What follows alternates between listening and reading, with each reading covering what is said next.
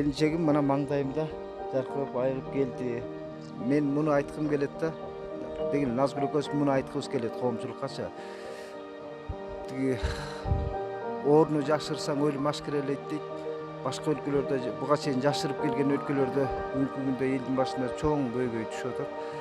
Анан демек бул оору менен күрөшүүнүн бир маселе ушул экен. Убагында барып кайрылуу, башкаларга кесепетиңди тийгизбей.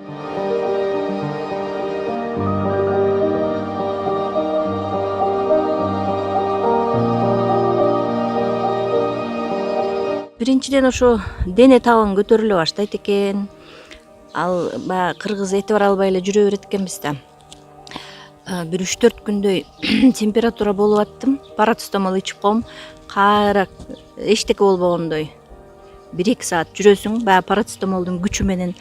Андан кийин кайра денең талыкшып бир башкача бир Тамакка табитиң да начар болду, тамактын даамын билбей. Аппетит вообще эме жок болуп калат экен. Андан кийин ошо мурдуң жыт сезбейт, тамактын даамын билбейсиң, ошондой боло баштайт экен да симптомдор.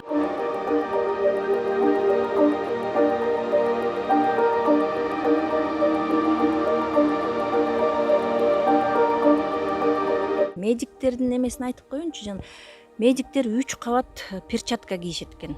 3 кабат перчатка жана плавательный эмне бир бассейнге кирген эме очки кийишет экен. Очкинин ичи эми буу да.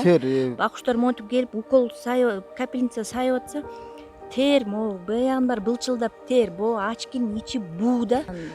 Врачтарды жаман көрүш кереги жок. Алар момундай